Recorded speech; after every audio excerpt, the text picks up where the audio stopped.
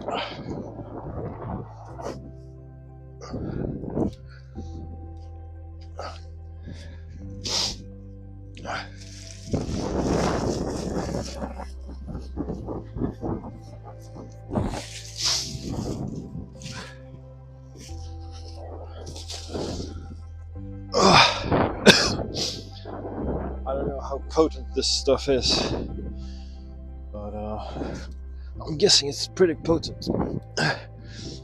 So I don't think I need that much. This is just an experiment. And hopefully it won't smell too bad in the garden. My wife will kill me. Okay, that's enough.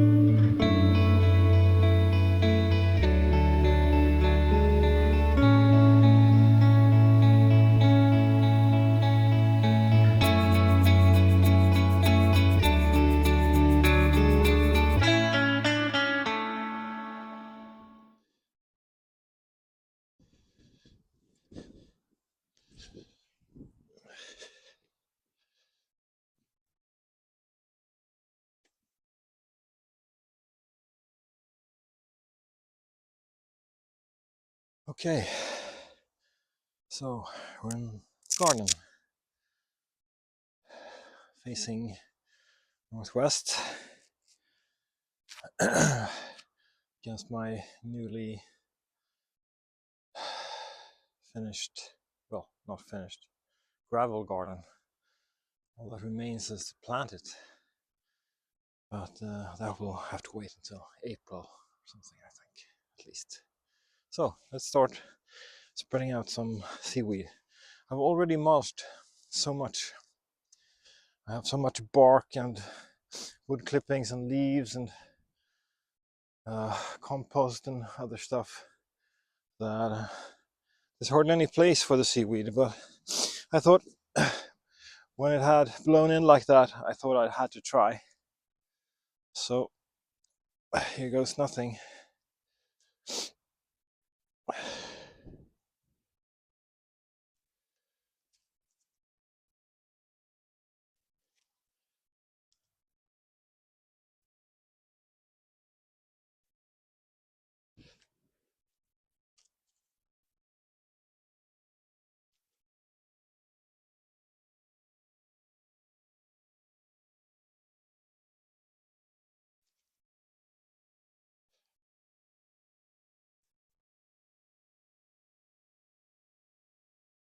I met a woman at the beach, well, several people actually, who understood what I was doing, and they all seemed to think that this was, well, they've heard about this at least, and they were curious. I told them I don't really know. This is just an experiment. I think the worst thing that could happen is, well, that it smells a lot, but maybe that it's just too strong. Maybe it's just too much nitrogen, too early. I'm not sure. Well, it's nice to work with the seaweed. It's satisfying. Let's just hope that it does as good as it seems to.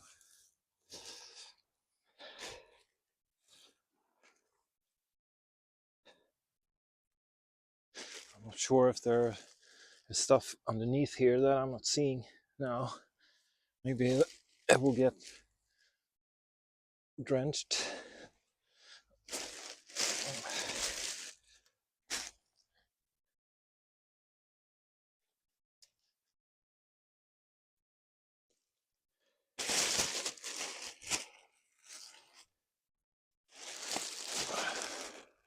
Well, this feels exciting, I have to say.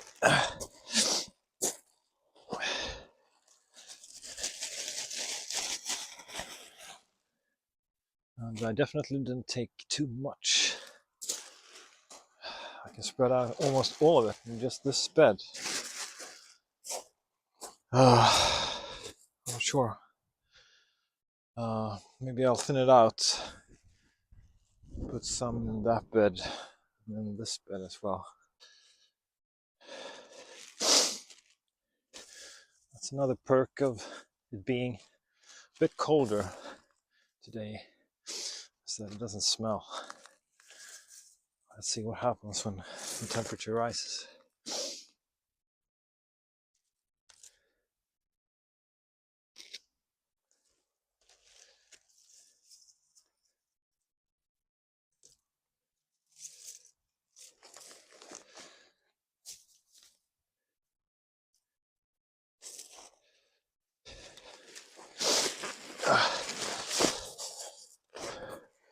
This is going to be a special place for my mother-in-law.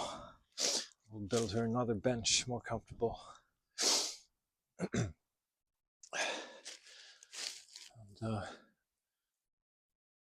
I'll install a big lamppost there, and some big urns and pots, and plant up this entire gravel area. And then she can be the queen of the garden. I'm sitting there, having a cup of coffee, looking out over most of it.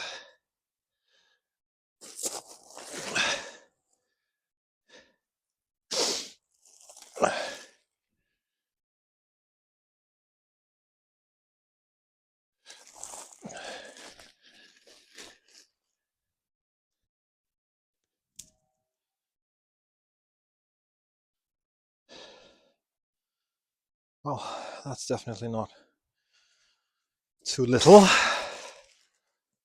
Well, that's a weed for sure. Hey, you.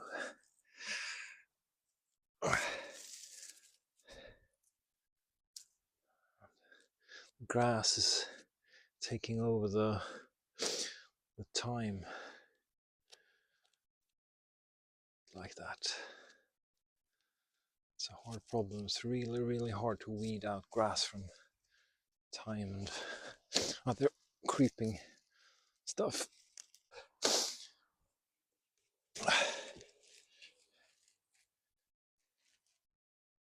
There's some geraniums and stuff in here.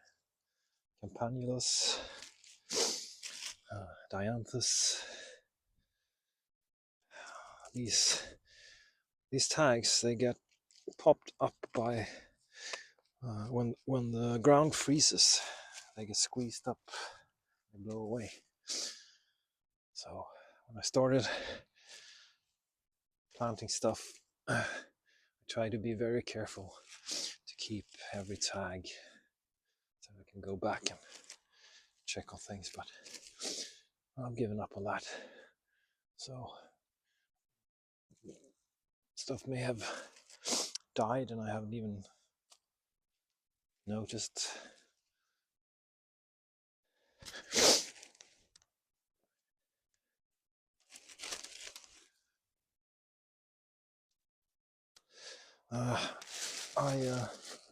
I planted peonies under these apple trees. One of the first things I planted.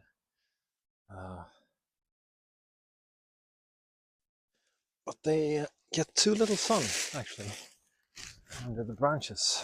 I wouldn't have thought so, but it gets pretty shady under here, even though the trees are almost dead. So I will plant more peonies in other places.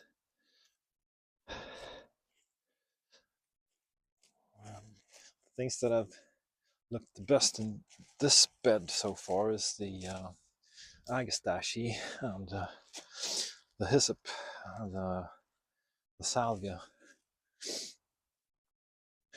for sure. The salvia, I think it was the salvia.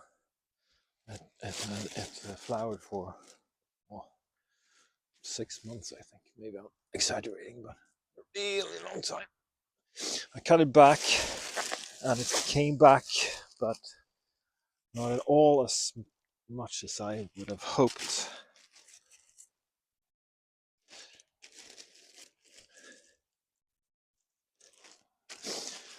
Hopefully this is not too much, so that I don't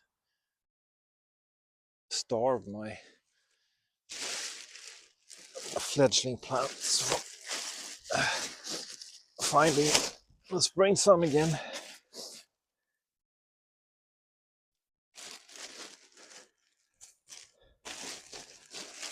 Into the neighbor's garden. This, as I was saying, I need to get completely rid of that. I've been waging war on that ivy for ages. Maybe you can tell. And I'm not even sure if anything will grow under there because I poured liters of vinegar and salt and stuff, washing soap, washing liquid, so I'm not sure. But the further out from the wall we get, the bigger the chance, I think.